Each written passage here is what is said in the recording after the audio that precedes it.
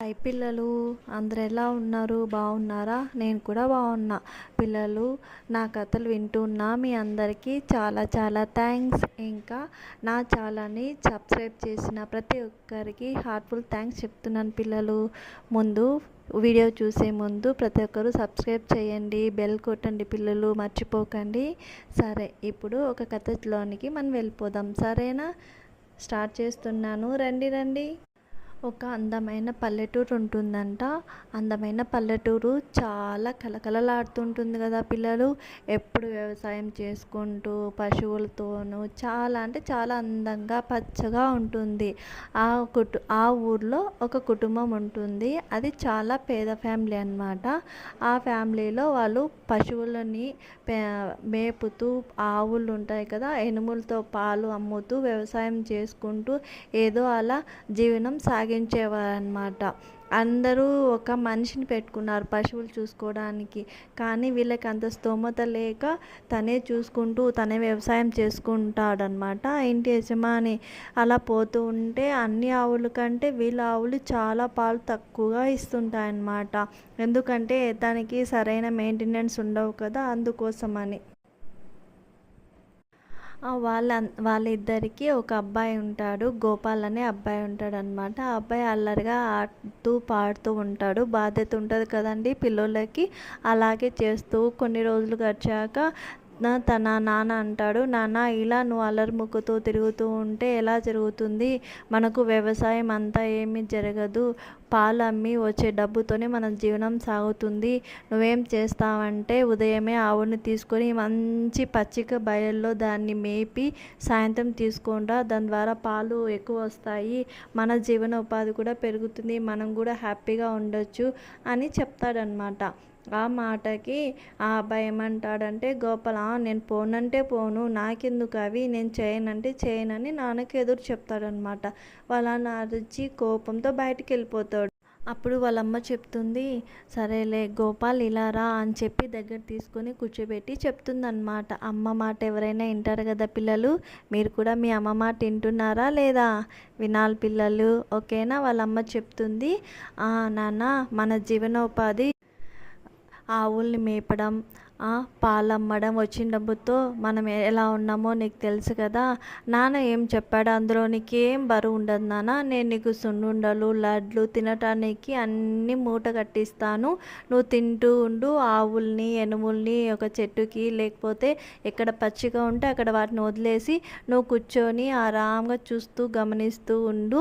సాయంత్రం వచ్చేదానికి అన్నిటిని ఇంటికి తీసుకుంటా. అందులో పెద్ద పని ఏముంది, నువ్వెందుకు నాన్న మాట విన్నావు, మనమే కదా బాగుంటాము అని చెప్తుందన్నమాట.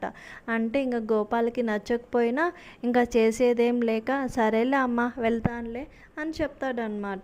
మార్నింగ్ లేవగానే వాళ్ళ మమ్మీ అన్నీ మూట కట్టిస్తుంది. సున్నుండలు, కారపు చుట్టలు అన్నీ కడితే అన్నీ మూట కట్టుకొని సంతోషంగా ఎనుముల్ని తీసుకొని బాగా ఎక్కడ పచ్చిక ఉంటుందో అక్కడ తీసుకొని పోయి ఆ ఎనుముల్ని, ఆవుల్ని అక్కడ వదిలేసి ఒక కొండ పైన చెట్టు ఉంటే ఆ చెట్టు కింద బాగా పచ్చిగా ఉంటే ఆ చెట్టు కింద కూర్చొని హాయిగా చూసుకుంటూ ఉంటాడనమాట. అలా చూసుకుంటూ తనలో తాను కూని రాగాలు తీసుకుంటూ పాట పాడుతూ ఉంటే ఆ చెట్టుపై నుంచి ఒక పిల్లని గ్రోవి పడుతుందన్నమాట. అరే అని ఉన్నట్టుండి భయం వేస్తుంది. అరే నన్ను ఎవరన్నా కొడుతున్నారా అని చెప్తే తన పైన పిల్లని గ్రోవి పడిందని చూస్తారనమాట. అరే ఇదేంటి, ఎవరన్నా పాడుకుంటూ ఈ చెట్లో పెట్టి మర్చిపోయారేమో, ఇది ఇవాళ నాకు దొరికింది, సరేలే నాకు కూడా ఉండు అనేసి అతను ఊపడం ప్రారంభిస్తాడు దాన్ని. అప్పుడు ఏం జరుగుతుందంటే, ఇంత మంచి మ్యూజిక్ అంటే ఎనుములు ఎక్కడెక్కడ ఉండేటన్నీ మిస్ అయిపోయి ఉంటాయి కదా, అన్నీ వచ్చి ఒక దగ్గర కూర్చొని బాగా గడ్డి మేస్తూ ఉంటాయి అన్నమాట. అది చూసి తనకి ఆశ్చర్యం అనిపిస్తుంది. అదే ఇదేమన్నా మ్యాజికా లేకపోతే నార్మలా? సరేలే ఉండు, అమ్మ ఏం పెట్టిందో చూద్దామని చెప్పేసి పిల్లని గ్రోవ్ పక్కన పెట్టి అమ్మ తెచ్చినవి తిని కాసేపు అలాగా కునుకు తీస్తాడనమాట. అలాగే నిద్రపోతాడు. లేచేసరికి ఇంకా ఏ అనిమల్ ఉండదు అక్కడ. అన్నీ ఎక్కడంటే అక్కడ వెళ్ళిపోయి ఉంటాయి. భయపడతాడనమాట. అరే ఎక్కడ పోయినాయి ఇవి పశువులన్నీ, నా పశువులు ఇంక తీసుకొని రాకపోతే ఇంక నాన్న ఇంకేం లేదు నాకు బాగా కొడతాడు అని భయపడి, సరే ఉండు ఇది పిల్లన్ గ్రో ఉంది కదా ఒకసారి వాయించి చూస్తా అని చెప్పి పిల్లన్ గ్రోవి వాయిస్తాడనమాట. ఇంకేముంది, మెల్లగా ఆ మ్యూజిక్ విన్న ప్రతి ఒక్క ఎనుము ఆవులు అన్ని దగ్గరికి వచ్చేసి తన వెంట వెళ్ళడం ప్రారంభిస్తాయన్నమాట. అమ్మయ్య సర్లే మంచిది జరిగిందనిమేసి అవన్నీ తోలుకుంటూ ఇంటికి వచ్చి వదిలేస్తాడు. వదిలేసి వాటికి కట్టేసి నీట్గా పెడితే రోజు యానిమల్ ఒక్కొక్కటి ఎనుము ఎంత ఇస్తుంది, 2 లీటర్లు ఇచ్చే ఎనుము మరుసటి రోజు నుంచి 7-8 లీటర్లు ఇవ్వడం ప్రారంభించింది అనమాట. అవి పాలు కూడా చాలా అంటే చాలా రుచిగా ఉంటాయి, ప్రతి ఒక్కరికి నచ్చుతాయన్నమాట. అందులో ఏమవుతుందంటే ఆ ఊర్లో ఉన్న ఆ ఎనుములు ఏవేవి పాలు సరిగ్గా ఇవ్వకపోవడం వల్ల వీళ్ళ పాలకి ఎక్కువ డిమాండ్ పెరుగుతుందన్నమాట. వాళ్ళ నాన్న చాలా ఆశ్చర్యపడతాడు.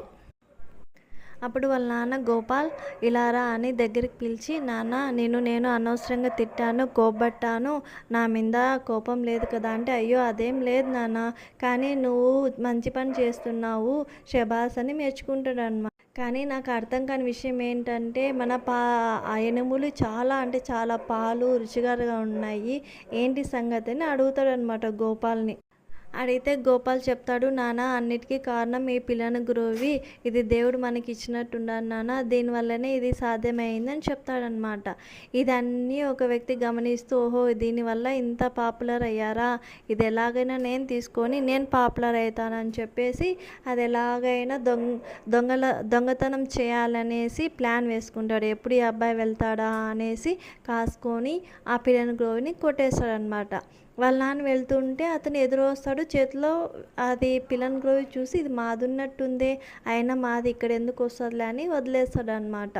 వదిలేసి వెళ్ళిపోతాడు. మళ్ళీ సాయంత్రం వచ్చేతలకి గోపాల్ చెప్తాడు, నాన్న ఇలా ఎవరో నాది దొంగతనం చేశానన్న కనిపిస్తలేదు అని చాలా బాధపడితే, నేను చూశాను పలానా వ్యక్తి దగ్గర అని చెప్పేసి వాళ్ళ నాన్న అంటాడు. సరే ఉండని గ్రామ పెద్దకు పోయి కంప్లైంట్ ఇస్తారనమాట. ఇలా తీసుకున్నారు మాది అంటే అతను పంచాయతీ పెడతాడు అనమాట. అంటే తను ఎందుకు ఒప్పుకుంటాడు చెప్పు, ఒప్పుకో, ఇది మా నాన్న వాళ్ళ నాన్న, ఇది తరాల నుంచి వస్తుంది, ఇది నాదే అని చెప్తాడనమాట. అవునా, అయితే నువ్వు ఒకసారి దీన్ని వాయించు మేమందరం వింటామని చెప్తాడు గ్రామ పెద్ద. సరే అని వాయిస్తాడు.